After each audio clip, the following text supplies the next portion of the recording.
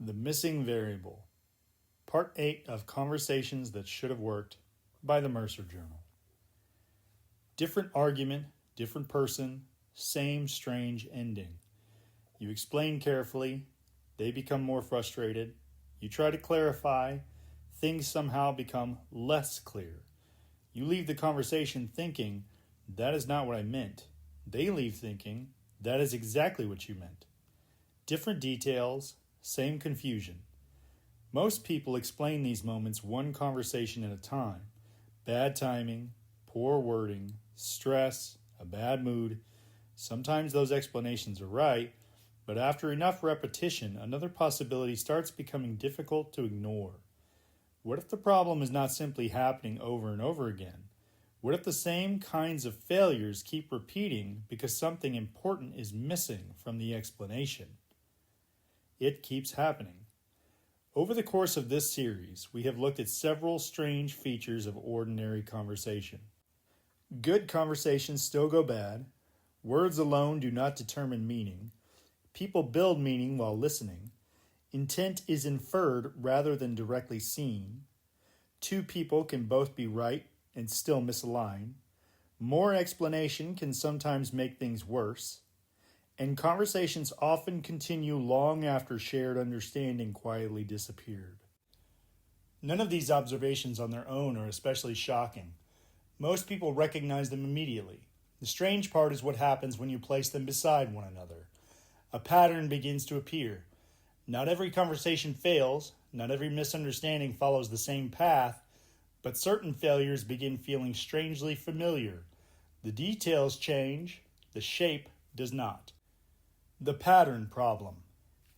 Someone wants a solution, someone else wants understanding. Both leave feeling ignored. Someone says, yeah, okay. Both believe agreement happened, but days later, neither person thinks the same conversation occurred.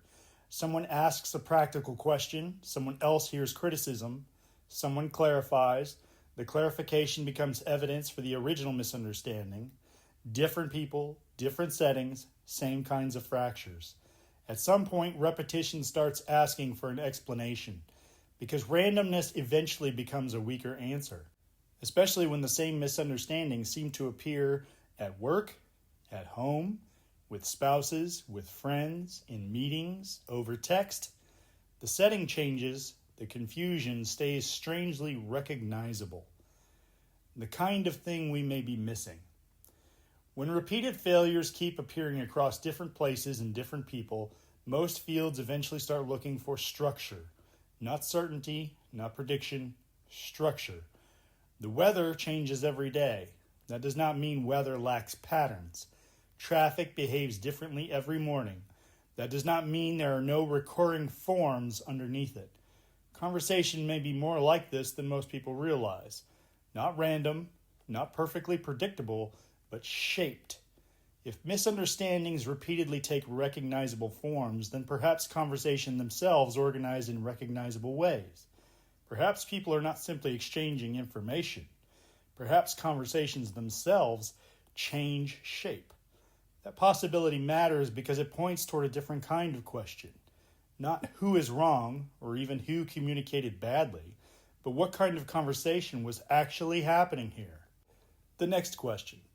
Whatever explains these repeated patterns would need to describe conversations, not identities.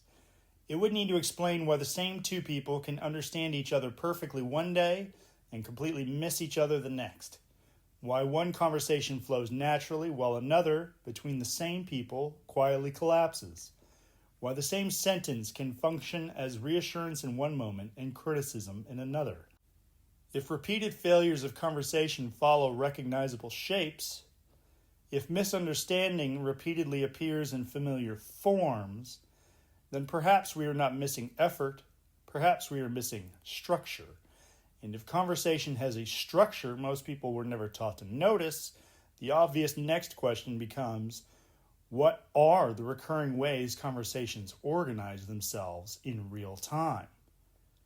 This concludes the series Conversations That Should Have Worked. Next up, we will begin introducing the 9 modes. Thanks for listening, and feel free to subscribe.